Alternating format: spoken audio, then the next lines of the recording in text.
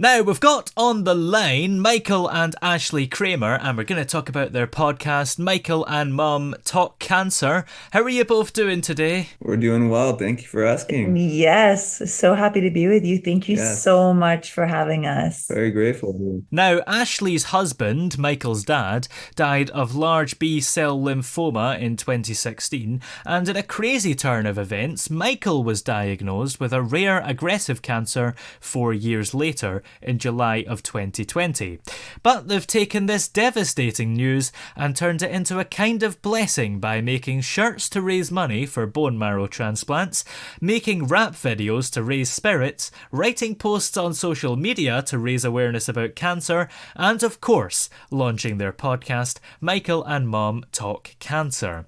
So, whose invention was the podcast? So I think it was more of a collaborative Yeah. type of thing. I had heard about podcasts. I had friends who had done podcasts, and I had sent him a lot of podcasts to listen to. yeah, we were always Yeah. listening to podcasts, and then it kind of came upon us like, why don't we do a podcast? We're going through a really life-changing experience here, and I'm sure some people can learn from it. So we decided it could help people, it could bring awareness, and that's why we did it. We just were like, let's just do it. Yeah. And what's the feedback been like? Because presumably you have helped people who are going through a similar experience. Yeah, the feedback has been great. Yeah, Yeah. it's been great. I'll say it's been beautiful. We know so many also of like Michael's doctors that have shared it with patients, people that have sent it to their relatives and other. We're in America, obviously, you can hear Yeah. our accents. Yeah. So people that have sent it to other people in different states and other countries and said, you have to listen to this because his journey, I mean, it's been a really interesting one. Yeah. I don't know if that's good or bad, but Mm.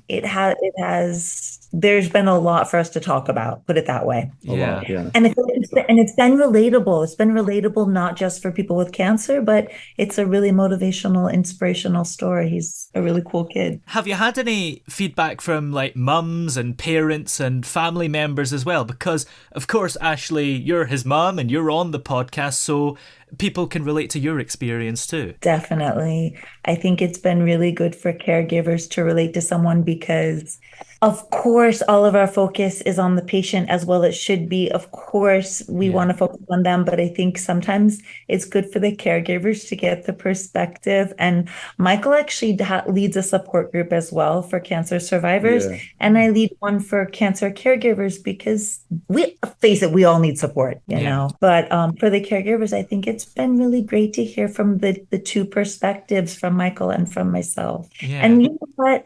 Not the whole false positivity, but I think we do have a really positive outlook. And I think it encourages people. Yeah, that's the thing with support groups and things, isn't it? Because you get to be part of a club that you never wanted to be a part of in the first place and make new friends. Exactly. There you go. You couldn't have said it better. He can relate to that for Yeah, sure. you don't want to be a part of the cancer club, but once you're a part of it, you kind of love it. Mm, It's yeah. a, it's a weird thing, but it's great. But you have also made lifelong friends Yeah, the now. bonds I've made, Yeah. they're crazy. They're beautiful. Yeah. So when did you first realise that you were quite ill? Because I understand you maybe thought it could have been COVID first of all. Yeah, it was in 2020 when COVID had become this thing and we were all in quarantine and I was just tired and I was like, you know what? I'm just tired. No one's going out. I'm at home all day. We're not doing anything. Side note, Yeah. is surfer, sailor, and ironically, they closed the beaches here in Florida in Miami. Mm. So for this water kid, no, I thought he was like, he's bummed because he can't get to the beach. Yeah. Yeah. He's tired because it's kind of depressing. We're all stuck inside. But I'll let you. But yeah, I was just feeling horrible. Like the gyms finally reopened around like I'd say it was June. June, Yeah. and I went with my friends for the first time, and I threw up, and I never threw up in the gym, and I was really tired. I was like, I need to leave. I'm so exhausted. Something's wrong with me. I was having night sweats, and then I started to get fevers, and as soon as I got the fevers, and I was like, that's it. There's something wrong. This is not not just me being tired because I'm home all the time. I Yeah. was not feeling like myself. I could not even keep up with my friends in the gym, and I was the one who would push him. So something was wrong. Yeah. As Yeah. soon as the fevers hit, we reached out to our family doctor. And she was like, "Oh, I think first I think we did a telemedicine just like this." And she was Mm. like, "You look great, but you know what? Come in for a blood test." And I was like, "Oh my God." And at that time, it was still really hard to get a COVID test, at least here in Yeah. Miami. Like the lines to get a test. And I was like, I said, "Please test him for COVID. I just have this. I hope it's not that, but maybe."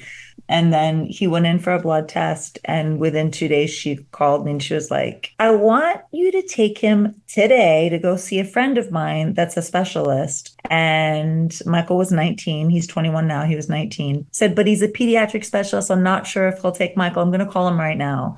And I was like, "Why are you in such a hurry today?" I really thought, okay, if it's not COVID, maybe it's iron supplements, missing some vitamin, I don't know. But we went and they ended up doing it. He did a bone marrow biopsy and told us Michael had cancer. And Yeah. we were Shocked. Yeah. shocked Yeah. as in the world. Like it hadn't even entered our minds that it Yeah. was there. It was unreal. It was surreal. Yeah. I was thinking that because, if you find a lump or something, cancer is probably the first thing that pops in your mind. But any Yeah. other symptom, you probably wouldn't even think about it. No, not at all. It was not even remotely on my mind. I Hmm. had no idea what I thought was wrong with me. I thought I needed iron supplements, that I was just, tired and Yeah, I mean, he was a healthy eater, healthy kid, but I was like, well, maybe he's not I'm a vegetarian. Maybe I'm not giving him enough meat. Maybe he needs Hmm. more iron. We really were focused on that or COVID because yeah. COVID at that time too, everyone's symptoms were well, still people Hmm. have different symptoms. And I was like, well, it could be maybe your symptoms are a little different than someone else's. But cancer, yeah, it did not enter our minds. Yeah. And when my husband was diagnosed, it was completely different. His Hmm. symptoms were so different. So it didn't come to my mind at all. Yeah. And how was it getting treated for cancer during COVID? Was it maybe disrupted at all? It was honestly a blessing in disguise because Yeah. everyone was wearing masks, everyone was careful, and when you're going through cancer treatment, you're immunocompromised. Yeah. So you're very like prone to infections and things. And I had to wear a mask, and everyone was wearing a mask, and most people were isolated, and I had to be isolated. So it kind of was a good thing, Of Yeah. course, it made it difficult if I wanted to see my friends or have visitors in the hospital. That was always a pain. But it was not a bad thing at all. The only thing I say I missed out a lot on was, in the hospital, sometimes they have like events where Hmm. you meet other patients and you walk the halls and make some friends. And I really didn't do any of that when I was being treated. Yeah, that was a hard thing for me too. I mean, I felt so alone, and because of COVID, they would only allow. We know people that were in adult hospitals. We're so lucky Mike was in a Yeah. pediatric hospital, but in adult hospitals that went through things and had to be all by themselves. At least in a pediatric hospital, they let me be with him. But his sister couldn't come. They only would allow two visitors at a time. So it'd be me and Hmm. his older brother could come. So it was a blessing in disguise. There wasn't a lot of FOMO. Yeah. No one was doing anything. But the hard part was that we were so like doubly isolated from the cancer, and then we couldn't even meet people like in the halls or in the hospital, and Yeah. and didn't have any visitors. That was hard. Yeah. Yeah. How does living with cancer compare to how you expected it to be? Wow, That's you like know no one what? has ever asked that question. That was a good one. So what I expected cancer to be was totally different because I was 13, 14 years old and I watched my dad go through chemotherapy. And for me, I saw him go from this guy who had a thick build, who was very strong, muscular and in good shape. And then, I saw him go from that to super frail, extremely skinny, Hmm. looking somewhat deathly, which was really scary. And I would see him, be nauseated and sick, and it was horrible to me. And when I went through treatment, it was different than I expected.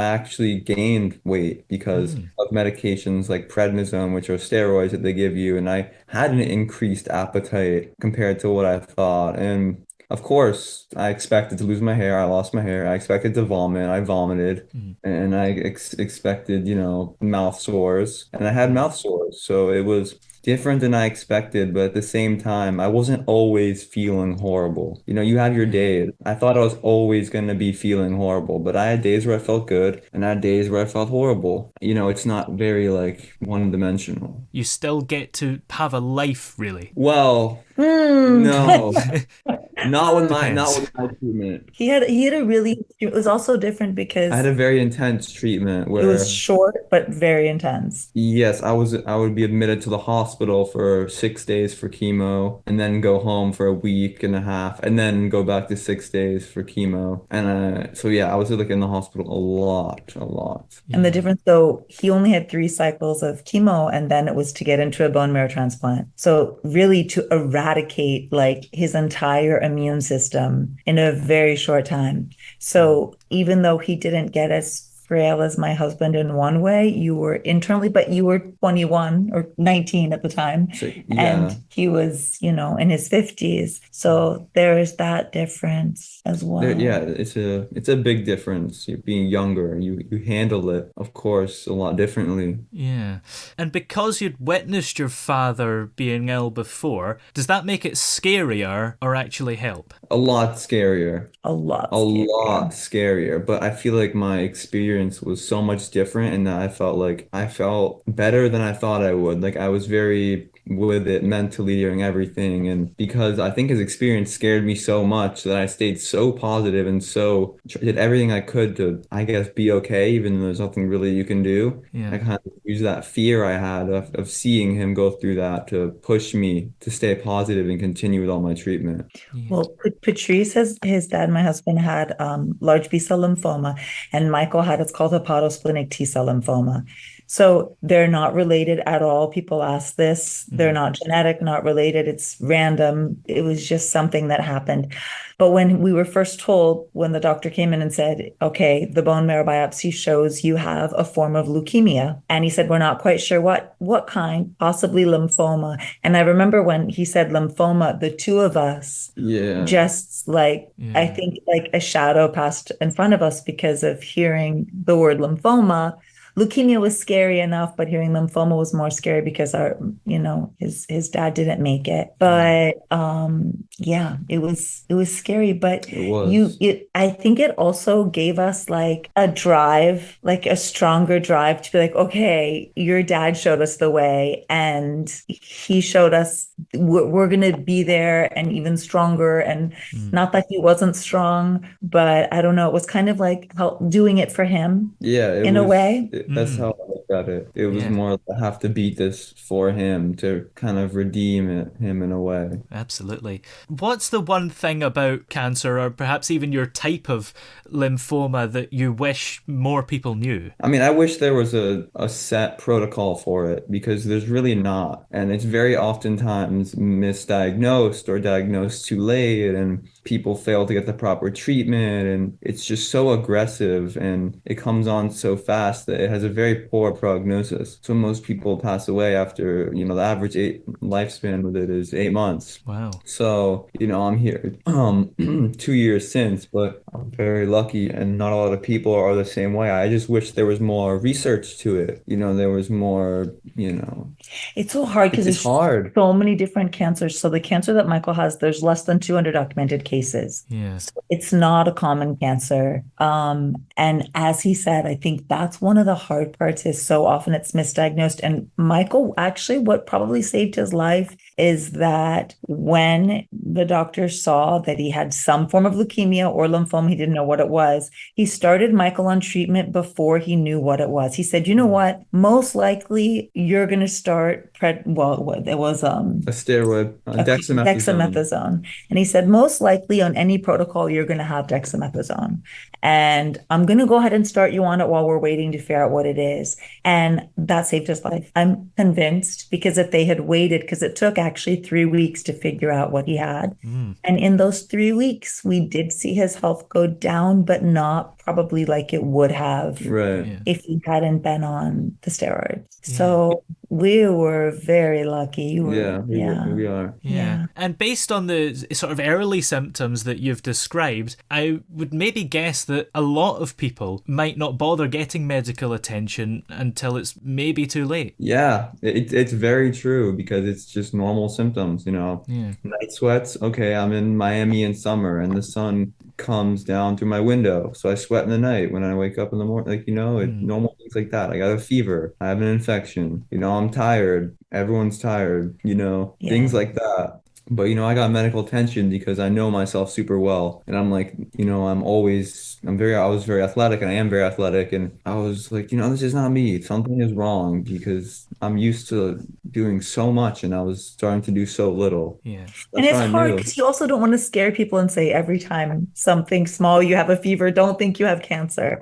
You know, Yeah. you want to freak people out. But at the same time, if you feel like something is wrong, you have to pay attention. Yeah. Definitely. What would you want to say to somebody who's maybe just been diagnosed, or even if you could go back in time and say something to yourself when you were diagnosed, what do you think it'd be? Honestly, I wouldn't. It's a weird thing to say, but I wouldn't say anything because I think that you become an expert and learn about everything you need to know when you go through it. Mm. There's nothing that can prepare you for the cancer treatment. And people ask me this question a lot, and it's hard because you don't want to like be like, oh, well, this is going to be horrible. This is going to happen. You kind of just have to roll with it and take every day as it is because Yeah. you don't know what can happen with the treatment. One day you're going to feel okay. One day you're going to be vomiting. One day you're going to be unable to get out of bed. One day you're going to be in excruciating pain. I think if I knew all the things I was going to go through when I was first diagnosed, I would have been a lot more scared. Yeah. I think it's better to start off like, all right, we're just going to see what happens. So that's kind of what I would say to my old self. Wouldn't say anything, I, you I know? think but I think like what I share when I meet people that are going through a first diagnosis is, and it's the most trite thing and drives everyone crazy, but really to take it a day at a time, because as Mm. Michael was saying, like you just don't know what the next day is going to be.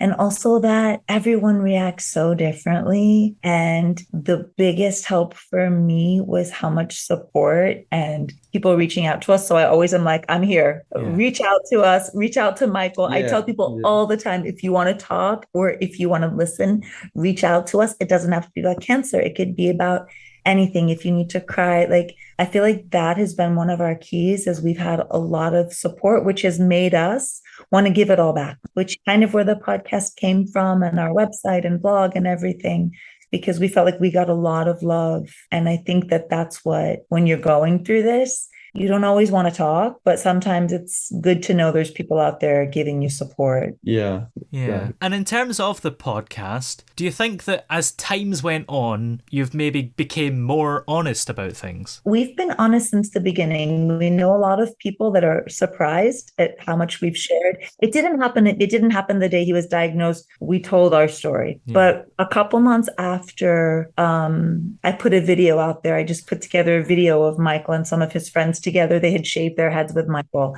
And people just reacted so, they were so kind. And I was like, you know what, Michael, let's document this. Let's share this because people are so inspired. And so many people are reaching out to us. So we started sharing on social media a little bit. And it just happened very organically but I feel like we've been very honest from the beginning about the story. And his story has been interesting. So there's always new stuff to share. Yeah. Well, what kind of stuff have you got coming up? Are there any episodes planned? Yes, we are planning an episode. We're doing one right now, actually. Uh-huh. We recorded it, but Need to do a little editing. we need to do editing, and maybe we're gonna re-record. But yes, we just talked about one about forgiving yourself. And loving yourself. Yeah, through the hard times that life has to offer. It's difficult to forgive yourself, and that's what we talk about in that podcast. Yeah. Well, where are we able to find the podcast and also keep up to date with all your social media stuff as well? Well, the podcast is on Spotify. It is on Spotify. It is on Apple Podcasts. You can also, our website is michaelandmomtalkcancer.com. And there you can find blog, everything, the Sure, shirts sure. that we sell. But to make it. That's actually for the Bone Marrow Transplant Clinic. You can find the podcast. We've made some rap videos that are really funny. You can find them on there. On YouTube too. On YouTube as well. And Michael has a TikTok that's great. Yeah, it's called yeah I surf. Yeah, nice. Yeah, and the Instagram is Michael Reid Cramer Cramer. Michael Reid Cramer. That's my Instagram. Yes. If in case you were wondering. Excellent. Well, many thanks to both of you for coming on the show today. Of course. Thank you for having us. Thank you so much for having us. Thank you You're so much. awesome. Thank you. Yeah, thank you, man.